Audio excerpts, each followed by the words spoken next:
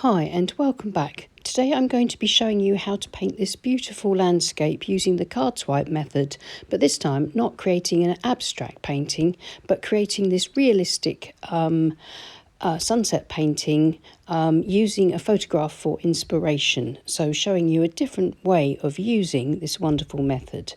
Here's my photograph. Unfortunately, I ran out of my burnt sienna, so please feel free to use any orange of your choice for this. This demo is part of an in-depth tutorial over on Patreon, which includes another version of this painting, plus optional guidelines for line and wash and traditional watercolour versions of this. So if you're interested in that, please follow the link below to my Patreon page. I'm using Millford cold-pressed watercolour paper. It's taped to my board, and my board is at an angle of about 45 degrees. So gravity will help with the painting. I'm using a large De La Rowney Aquafine Skyflow wash brush to wet the paper all over again. Not too wet. You don't want pools and puddles running off the paper. You want to just nicely soak the paper so it begins to be absorbed into the surface of the paper, and we can get some nice wet in wet washes.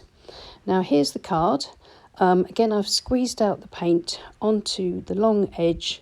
We've got Indigo, Prussian blue and French Vermilion. If you prefer to use a little bit of Paynes Grey just to sort of grey things down a bit, please feel free. And we're swiping it across the paper as we did before, about a third of the way up the page or 2/3 of the way down the page. So we've got plenty of room for a nice sky. And then just dragging it and allowing the paint to make marks on the wet page, keeping that sort of shape for the distant line of trees, keeping it sort of flattish across the bottom and more ragged across the top. And then if you need to sort of cover over the tape on either side, use a paintbrush and then begin to put in some canopies into the damp paper, dragging the paint up with a small paintbrush and just allowing it to soften and diffuse on the damp paper. And so we're just trying to establish the canopies, just hints of them rising above the marks that we made by applying the paint directly with the plastic card. Just working carefully in order to get just the right sort of silhouette for that line. There's still plenty of paint left on the card, so I'm grabbing a bit of Prussian blue with my wet 1.5 inch modeler brush, or use a large flat or wash brush, and I'm pulling that across the top for the sky. I'm adding a little bit of Paynes Grey to this just to grey that down and get that night sky look that I want. I want the blue shining through, but I do need it greyed down quite a lot. And I'm bringing it down carefully towards my tree line. I don't want it to run into the tree line. I want the tree line to stay how it's looking at the moment. So I'm being quite careful and then coming down and putting the same graduated wash across the field, keeping a very slight diagonal orientation from the right corner, dragging it across to give a sense of perspective and depth. And then I can dip into the paint on my card and just play around with it, adding a little bit more rich paint to my tree line until I feel that my canopies are looking convincing.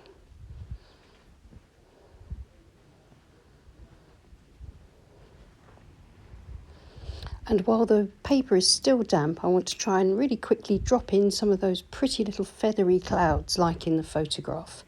So with my flat brush, I'm taking more French Vermilion and it will blend with the colour of the sky. First of all, just horizontal marks across the page that will give me that sort of sunset light. And then I will mix the Prussian blue and the indigo with the red to give me this grey. And you can see that I'm just gently dabbing and streaking in these tiny little feathery clouds, making sure that I'm careful as the paint drifts down the page slowly to sort of blend in that sky around my tree line And then just to blend in and keep working and adding a little bit of colour into the ground plane. And then back to add some slightly darker cloud effects.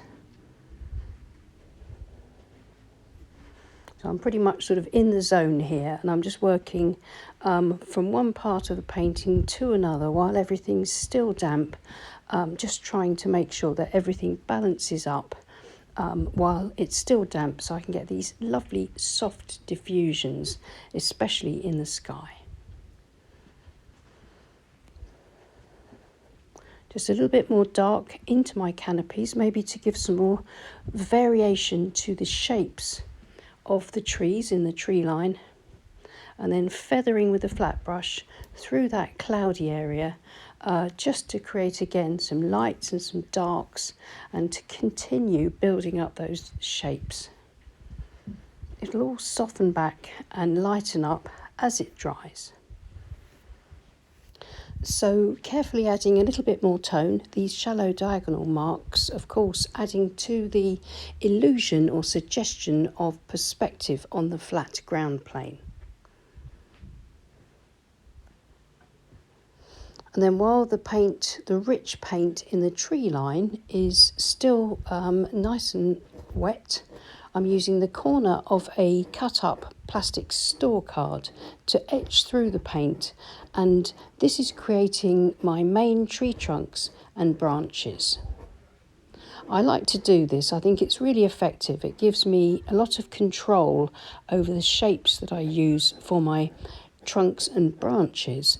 But if you don't like this method, then wait till your painting is completely dry and then use a fine pointed rigger or a liner brush to put in your trunks and branches.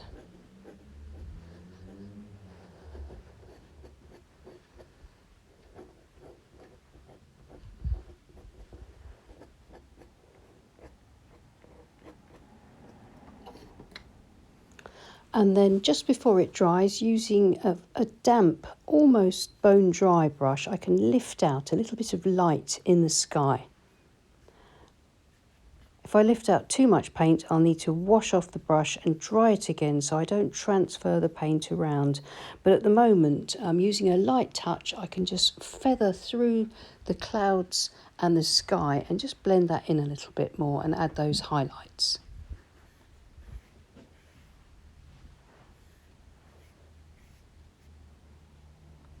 So with a bit of feathering through with a damp brush onto the ground plane, I'm pretty much ready to leave this to dry completely and then come back and finish off the painting. So here it is. I love the way it's dried. It's a little bit brighter. In fact, it's quite a bit brighter, but still subtle in real life. The colours are a little bit bleached out here, especially the blue in the sky. But I have lost a lot of the dark in my tree line. You can see that as it's dried back, I've lost a lot of that Paynes Grey or Indigo. So I'm going to replace that, just carefully putting it in with the tips of a brush, and I can make sure that it's not too dark by softening back and then dragging a little bit of that paint up into the canopies and creating a bit of sort of dry brush so that my trees begin to develop shape and form. So I'm working with my brushes, any of the flat brushes that I can grab to use, just to sort of keep the tree line base nice and flat, to bring in my darks but without being too dark.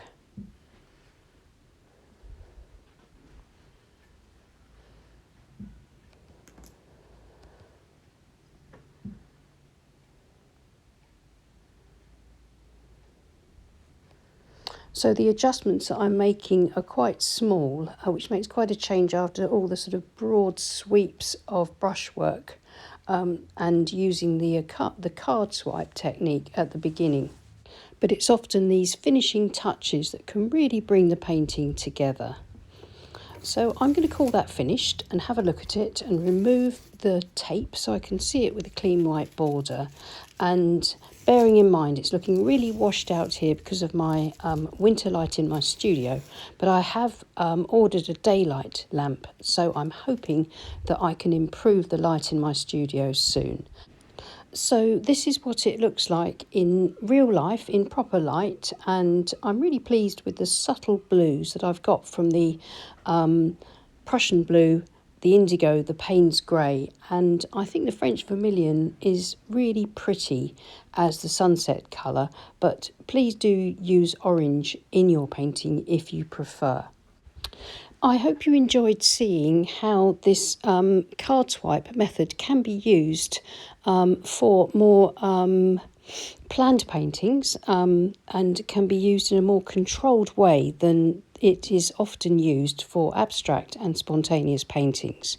So thank you so much for watching. Please leave us a like and subscribe to my channel. It's free. And if you click on the bell icon, you'll be notified whenever I upload a new video. Morgana will be back on Monday with another one of her Morgana Monday demonstrations, and it's a really beautiful one, so make sure you tune in for that. And thank you so much again for watching, and thank you to my wonderful Patreon group who support this channel.